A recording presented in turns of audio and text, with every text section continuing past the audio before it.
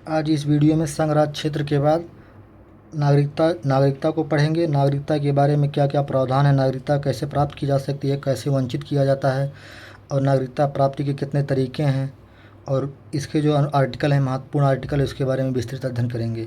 तो जैसे पहले नागरिकता के बारे में अध्ययन करेंगे। नागरिकता क्या होता है? किसी देश की नागरिकता उसकी देश की पहचान होती है। नागरिकता भारत के संविधान में इसका उल्लेख भाग 2 में किया गया है। भारत के संविधान में इसका उल्लेख भाग 2 में किया गया है और इसका अनुच्छेद जो है 5 से 11 के बीच में है। भारत में एकल नागरिकता का प्रावधान है। भारत में एकल नागरिकता का प्रावधान है। कहाँ से लिया गया है? ब्रिटेन से लिया गया है।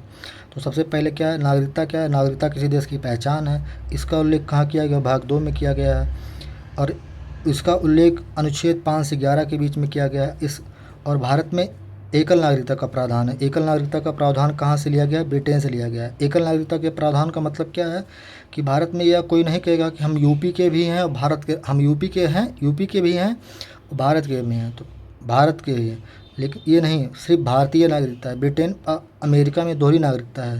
जैसे कोई कहेगा न्यूयॉर्क का भी नागरिकता है और ब्रिटेन का भी नागरिकता है।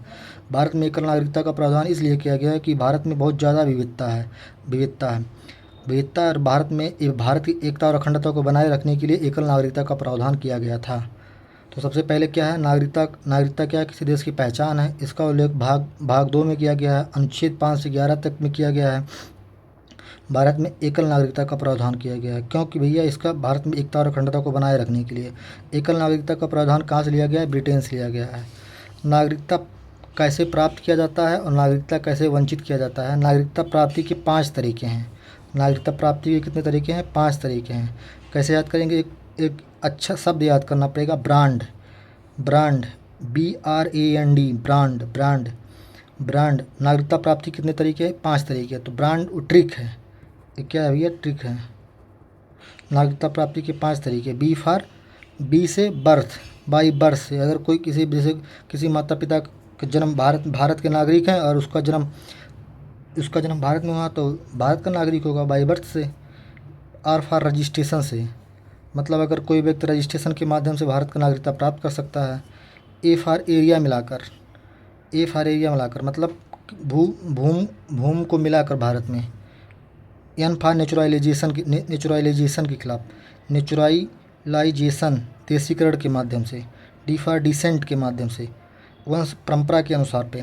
तो ब्रांड याद करेंगे। B for by birth, R for registration, A for area मिलाकर नेचुरलाइजेशन और डिसेंट के माध्यम से। तो भारत में नागरिकता प्राप्त के 5 तरीके हैं। ब्रांड BRAND, बर्थ के माध्यम से, रजिस्ट्रेशन के माध्यम से, एरिया मिलाकर, नेचुरलाइजेशन के माध्यम से, डिसेंटकरण के माध्यम से। लेकिन नागरिकता के अंत के 3 तरीके हैं। तो पूछता है भारत में नागरिकता के कितने तरीके हैं? 5 से। इसी में से दे देगा तो ब्रांड याद रहेगा तो हो जाएगा BRAND, birth, registration, area, naturalisation, डिसेंटीकरण। नागरिकता प्राप्ति के 5 तरीके हैं। नागरिकता के अंत 3 तरीके से किया जाता है। तो स्टेटमेंट में देगा भारत में नागरिकता प्राप्ति के कुल 5 तरीके हैं। स्टेटमेंट सही है।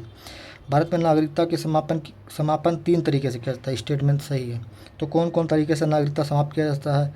किसी अन्य देश की नागरिकता ग्रहण करने पर, जैसे भारत के नागरिक हैं और मान लीजिए ब्रिटेन की नागरिकता ग्रहण कर ली तो भारत की नागरिकता समाप्त हो जाएगी। नागरिकता का परित्याग करके, मतलब भारत सरकार द्वारा परित्याग करने पर, सरकार द्वारा नागरिकता वंचित करने पर। जैसे मान लीजिए भ्रष्टाचार, विदेशी युद्ध है, भारत सरकार के विरुद्ध कोई काम कर रहे हैं तो भारत सरकार उसके खिलाफ वंचित कर सकती है। तो नागरिकता समाप्ति के 3 तरीके। किसी अन्य देश की नागरिकता ग्रहण कर लिए, नागरिकता का परित्याग करने पर, सरकार द्वारा नागरिकता से वंचित करने पर। 5 से अब इस नागरिकता में कुल 2 टाइप क्वेश्चन पूछे जाएंगे।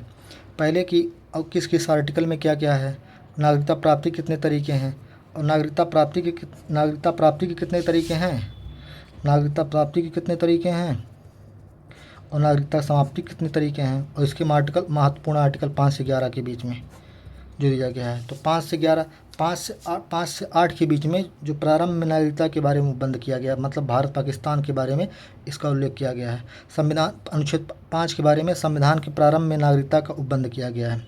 जैसे कहा गया अगर कोई भारत में रह रहा है या उसके माता पिता में से किसी का जन्म भारत में हुआ है या कम से कम 5 वर्ष से भारत में निवास कर रहा है तो वो भारत का नागरिक माना जाएगा। फिर 6, 7, 8 इंपॉर्टेंट नहीं था इसलिए नहीं लिखा। भाग 9 में अनुच्छेद 9 में कहा गया कि अगर कोई व्यक्ति स्वेच्छा से किसी अन्य देश की नागरिकता ग्रहण कर लेगा, जैसे मान लीजिए भारत का नागरिक है, ब्रिटेन की नागरिकता स्वेच्छा से ग्रहण कर लेगा तो भारत की नागरिकता स्वतः समाप्त हो जाएगी। तो 9 से 9, एन से 9, ना से 9, एन से 9, एन से 9, मतलब अगर नागरिकता स्वेच्छा से त्याग किया तो 9 हो जाएगी, नागरिकता भारत की समाप्त हो जाएगी। अनुच्छेद 10 में क्या कहा गया है कि किसी व्यक्ति की नागरिकता वित्त के उपबंधों के अधीन सिर्फ संसदीय वित्त द्वारा ही ली जा सकी, अन्य के अधीन नहीं, अन्य प्रकार से नहीं। मतलब अगर भारत में नागरिकता लेना है तो भारत में जो नागरिकता अधिनियम 1955 बना है उसी के अधीन लिया जा सकेगा, अर्थात उसके अलावा नहीं, उसके अलावा नहीं। अनुच्छेद 10 में कहा गया है कि नागरिकता जो होगी, नागरिकता वित्त के उपबंधों के अधीन सिर्फ संसदीय वित्त द्वारा ही ली जा सकेगी, अन्य प्रकार से नहीं। फिर अनुच्छेद 10 के बारे में कहा गया है कि नागरिकता के बारे में कानून बनाने का अधिकार सिर्फ संसद को दिया गया है। नागरिकता के बारे में कानून बनाने का प्रावधान, शक्ति या प्रावधान सिर्फ संसद को दिया गया है। पूछ सकता है कि भैया नागरिकता के बारे में कानून बनाने का शक्ति किसको है? संसद को है। ये भैया नागरिकता के बारे में कानून बनाने का अधिकार जो संसद को दिया गया है ये साधारण विधि से बनाएगी। कौन बनाएगा? संसद बनाएगा, साधारण विधि से बनाएगी।